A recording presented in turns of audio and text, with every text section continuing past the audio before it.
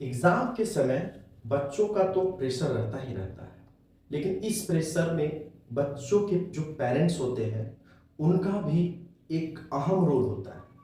इस अहम रोल के लिए हम जानेंगे सोनालिका मैडम से कि इस रोल में पेरेंट्स इस समय में एग्जाम के समय में पेरेंट्स अपने बच्चों से कैसे बिहेव करें, किस प्रकार से गाइड करें और कैसे आप सपोर्ट कर सकते हैं उसके एग्जाम को बढ़ाने के लिए। मैडम बताएं कृपया बच्चों को। Thank you sir. यहाँ मौजूद सभी माता पिता जितने भी हमारी वीडियो देख रहे हैं उन सभी को धन्यवाद और कृपया ये वीडियो ध्यान से देखें। देखिए, एग्ज़ाम के पहले क्या होता है ना कि पेरेंट्स बहुत प्रेशर देते हैं बच्चों को कि नहीं तुम्हें मार्क्स लाना है, मार्क्स लाना है, मार्क्स लाना है। लेकिन मेरा कहना है कि आप ये प्रेशर बच्चों को ना दें। अगर आप किसी भी तरह का प्रेशर आप बच्चों को देते हैं तो उन्हें मेंटली डीमोटिवेट करता है, जो नहीं होना चाहिए। इससे क्या होता है कि बच्चे जितना कुछ याद कर पाए हैं, जितना मेहनत कर पाए हैं, वो सारा व्यर्थ चला जाता है। जो भी याद कर पाए हैं वो सारा भूल जाते हैं, क्योंकि उनके माइंड में प्रेशर होता है कि नहीं मम्मी बोल रही है, पापा बोल रहे हैं कि एग्जाम में मार्क्स लाना है। मार्क्स की रेस में मत दौड़ाइए। आप उनको इसके बजाय उनको क्लियर कर दीजिए कि उनको क्यों पढ़ना है। उनका वाई अगर क्लियर हो तो वो निश्चित ही पढ़ेंगे, आपकी बात मानेंगे, आप जो समझाना चाह रहे हैं वो समझ पाएंगे।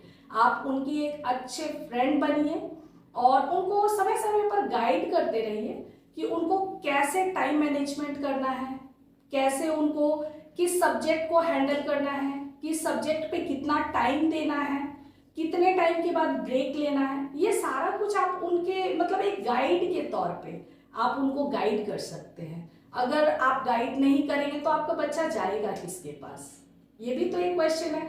हो सकता है गलत लोगों के पास जाकर कुछ गलत शेड्यूल अगर सेट कर ले तो वहां तो नुकसान आखिर में आपके बच्चे की ही है। और फिर आप लोग भी अफसोस करते रहेंगे कि काश हमने ये किया होता, हमने अपने बच्चे को अच्छे तरीके से समझाया होता। तो कुछ पेरेंट्स ऐसे भी हैं कि जो अपने टाइम में हम लोग नहीं सावधानी बरत पाए, वो आप अब अपने बच्चों को समझा सकते हैं कि हमने ये नहीं किया, तुम इस चीज को करो और एक अच्छा रिजल्ट पाओ। पहले सबसे पहले उनका वाई क्लियर कीजिए कि उन्हें पढ़ना क्यों है, उन्हें मार्क्स क्यों अच्छे लाने हैं, मार्क्स अच्छे लाने से फ्यूचर में कहाँ पे काम आता है, सारा कुछ वो क्लियर कर दीजिएगा तो बच्चे डेफिनेटली पढ़ेंगे। ये मेरा विश्वास है कि बच्चे बहुत अच्छे से पढ़ेंगे और बहुत अच्छे मार्क्स लेकर आगे आएंगे। फिर उनको एक एक घंटे के बीच में 10 मिनट्स का ब्रेक दीजिए, है ना। 10 मिनट्स का ब्रेक देने से क्या होगा, आप उनके साथ बैठिए, उनके साथ बैठकर उनसे पूछिए कि 1 घंटे जो उन्होंने पढ़ा उसमें क्या दिक्कतें आई, क्या समझ पाए, या क्या ऐसा पार्ट है जो उनको समझ नहीं आ रहा है, उसमें गाइड कीजिए। अगर समय समय पे करते रहेंगे तो वैसे क्या होगा ना, एनालाइज भी कर पाएंगे कि आपका बच्चा कितनी दूर पहुंचा है। और अभी एग्जाम के टाइम में अगर आप प्रेशर देते हैं तो ध्यान रखिए कि वो बच्चा है, प्रेशर कुकर नहीं है कि वो प्रेशर को हैंडल कर सकता है। क्या करते हैं, प्रेशर कुकर मम्मियाँ यूज करती हैं ना किचन में, तो प्रेशर कुकर की कैपेसिटी निकाल दिए, सारा हवा बाहर हो गया। तो प्रेशर कुकर मत बनाइए। प्रेशर कुकर में क्या होता है, अचानक से सब कुछ होता है और फिर अचानक से वो ठंडा हो जाता है। वैसा नहीं बनाना है बच्चों को। बच्चों को ऐसा बनाना है कि आप उसको जो कुछ भी सिखा पा रहे हैं या जो कुछ भी आप उसको गाइडेंस दे रहे हैं वो जीवन के आखिरी समय तक उस चीज को याद रखें और उस चीज को यूज कर पाए। Thank you sir. Great ma'am. सच में बोला जा सकता है और बोला क्या जा सकता है, ये हमारे संस्कार में और हमारे धर्म से जुड़ा हुआ है कि माताओं को सृष्टि का रचना दिया गया है। एक माँ अपने बच्चों का भविष्य बना सकती है, ठीक है ना। ये बहुत बड़ी बात है। तो कृपया माँ जो होते हैं अपने बच्चों को मोटिवेट करें। कभी भी टॉर्चर ना करें, ठीक है ना। और ये ना बताएं कि पड़ोस वाली आंटी का या पड़ोस वाली भाभी का बेटा इतना टॉप कर गया, वो इंजीनियर बन गया, वो डॉक्टर बन, इससे बच्चा आपका हमेशा के लिए डिमोटिवेटेड होते। जितना आप टॉर्चर करोगे उतना वो खुन्नस बड़ा जिंदगी जीने लगता है और वो आपको बता भी नहीं सकता, यानी आपको पता भी नहीं चलेगा और उसके बातों में ऐसा छिपा हुआ रहता है। और ज्यादातर जो बच्चे गलत स्टेप उठाते हैं इसका वजह सिर्फ यही होता है, ठीक है, ये रियली मैं फील किया हूं। तो अब एक बात क्या होता है ना कि बच्चों इसमें मोटिवेट कैसे रहें, और पेरेंट्स के लिए जो मैसेज है ना, और सोशल मीडिया से बच्चों को कैसे रोकना है, ये माँ और पेरेंट मतलब माँ बाप की जिम्मेवारी होती है। तो इसके बारे में सोनल सर आपको बताएंगे कि अपने बच्चों के पे कैसे समझाकर बिना टेंशन का, बिना प्रेशर का आप हैंडल कर सकते हैं कि सोशल मीडिया से बच्चे दूर कैसे रह सके। तो सारे पेरेंट्स एंड गार्जियन को मैं एक मैसेज देना चाहूँगा कि अभी जैसे एग्ज़ाम्स का दौर चल रहा है, ये एग्ज़ाम्स के सीज़न है, स्टूडेंट्स खुद में बहुत ज़्यादा ही टेंशन में रहते हैं, खुद में ही प्रेशर और सेल्फ डाउट में भी रहते हैं कि क्या तैयारी करना है, नहीं तैयारी करना है, कितना तैयारी हुआ है, कितना समय बचा है। तो इसको हम लोग कंट्रोल किया जा सकता है and as a parent, as a guardian हम लोग इसको बखूबी कंट्रोल कर सकते हैं। अगर हम वो पर्पस बता दिए एक स्टूडेंट को, एक कैंडिडेट को अगर पर्पस पता है कि वो पढ़ाई क्यों कर रहा है, आगे क्यों बढ़ना है, तो हो सकता है उनका जो कैपेसिटी है वो इंक्रीज हो जाए। और भी तरीके हैं आपको स्टूडेंट को मोटिवेट करना है, कभी भी कंपैरिजन करके किसी के साथ या फिर प्रेशराइज करके आप उनसे वो काम तो करवा सकते हैं, बट उनका रिजल्ट जो आएगा वो बहुत डिफरेंट होगा। और अगर आप उनको पॉजिटिव वे में मोटिवेट करके, उनको अच्छे से समझा के कि इससे करने से आपको क्या फ़ायदा है, आगे बढ़ने के लिए आपको क्या चाहिए, एंड कुछ छोटी छोटी चीज़ों पे अप्रिशिएट करना है कि जैसे एक सब्जेक्ट कंप्लीट हो गया है या एक चैप्टर कंप्लीट कर लिए हैं, तो आपको अप्रिशिएट करना है कि ताकि जो स्टूडेंट हैं उनको पॉजिटिव फील हो।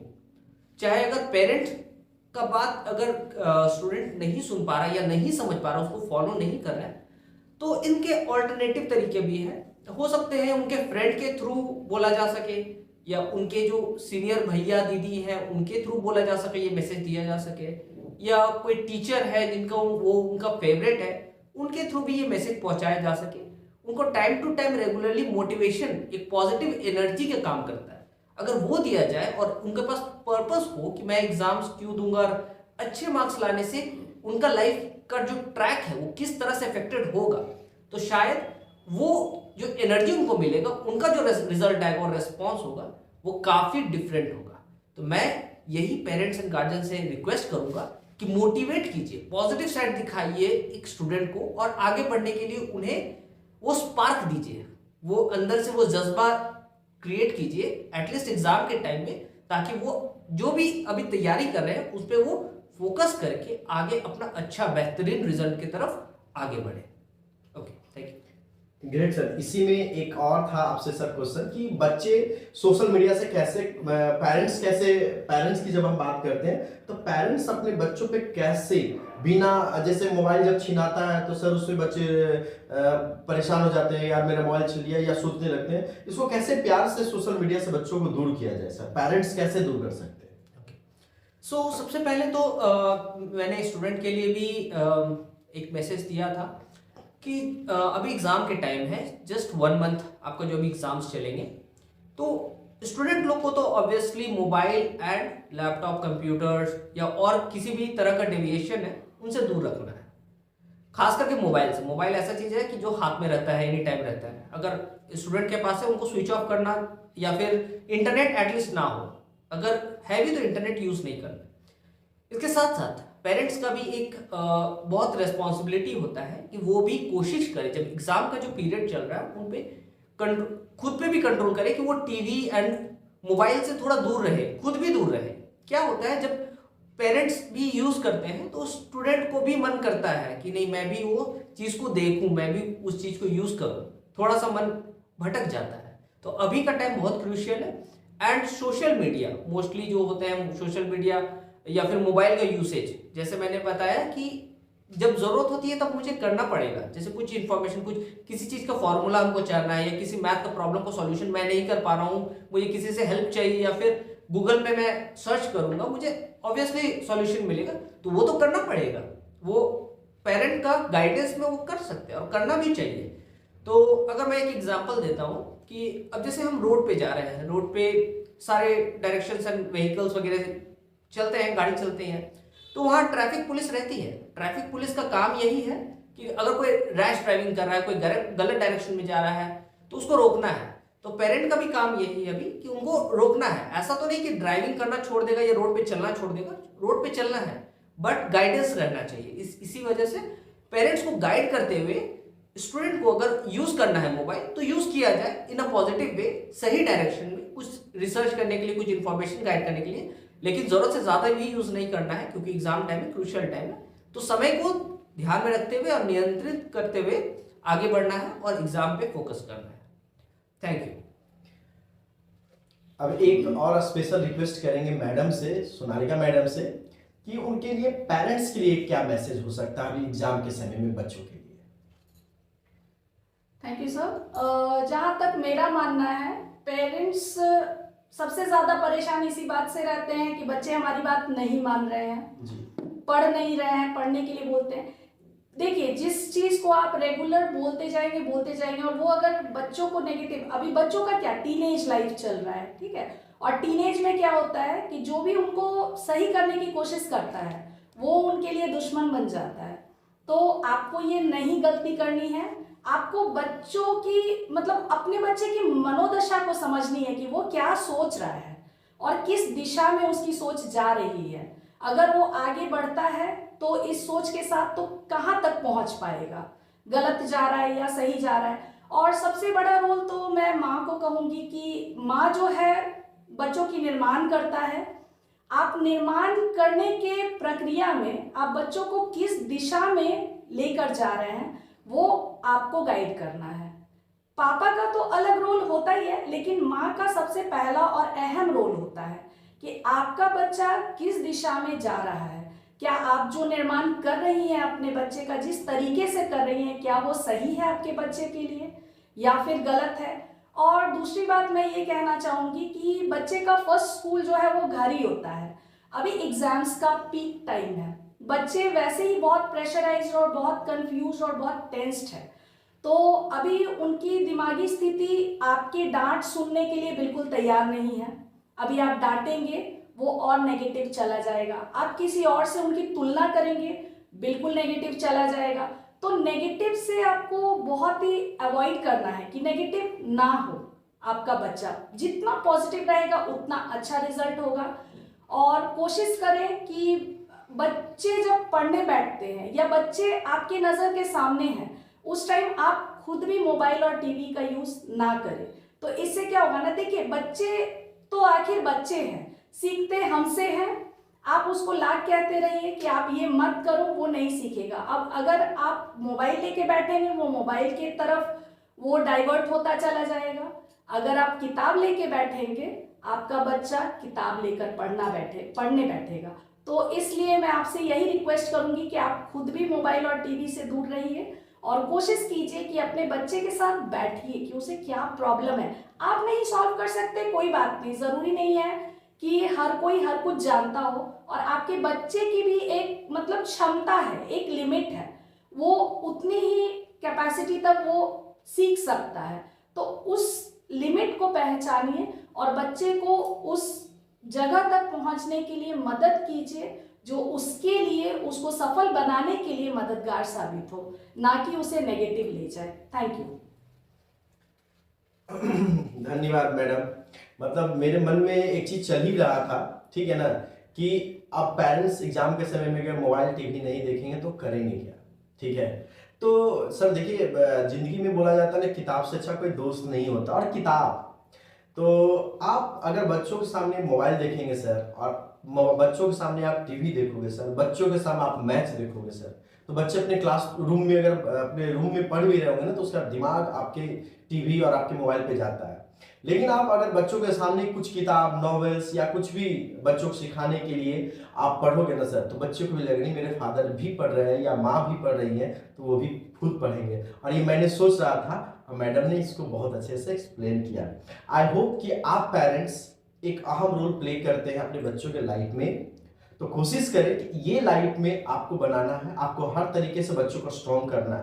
कल को आपके बच्चे बाहर जाते हैं तो उसे भी कैसे कंट्रोल करना है ये आपको घर से ही सिखाकर भेजना है। बाहर जाकर वो अच्छी पॉजिटिव लोगों के साथ जुड़ते हैं, निगेटिव लोगों के साथ जुड़ते हैं, ये आपको नहीं पता चलेगा और चलने भी नहीं देंगे। बच्चे आपसे ज़्यादा स्मार्ट हैं, लेकिन आप बच्चों को इतना अच्छी तरीके से संस्कार दें कि वो पॉजिटिव को ढूंढे और पॉजिटिव के साथ रखें। आई होप कि ये सेशन से आपको फायदा हो, तो ज़्यादा से ज़्यादा लोगों तक पहुंचाइए इससे कृपया करके, क्योंकि सर और मैडम अब भी जो चल कर आई हैं, कम से कम 40 किलोमीटर दूर से चल कर आई हैं। ये मेरे लिए, मैं बोल नहीं सकता हूँ, एक्चुअली मैं जानता नहीं था सर से। जस्ट सर ने फेसबुक पे बहुत सारे एक्टिविटीज करते थे, तो फेसबुक के माध्यम से सर को मैंने जाना, तो मेरे को अच्छा लगा कि सर बहुत बच्चों के लिए काम कर रहे हैं। तो मेरे को वैसे लोगों का ही जरूरत है जो समाज में, भारत में कहीं भी बैठे हुए बच्चों को मोटिवेट कर सके। तो सर को जब मैंने कांटेक्ट किया तो तुरंत सर ने अपना नंबर दिया और मैंने इनसे परमिशन मांगा और इन्होंने तुरंत मतलब इनर्जेटिक फॉर्मेट में मेरे को सपोर्ट करने के लिए आए। मेरे को सपोर्ट करना मतलब नहीं, आपके लिए आए बच्चों, ठीक है ना। और सर के साथ मां सरस्वती के रूप में दीदी भी आई हैं, जिन्होंने मतलब मैं बोल नहीं सकता हूं कि उन्होंने मतलब सारी कंफ्यूजन को, सारी परेशानियां को छोटी सी बात को रखकर वो दूर कर दिए। धन्यवाद बच्चों एंड पेरेंट्स।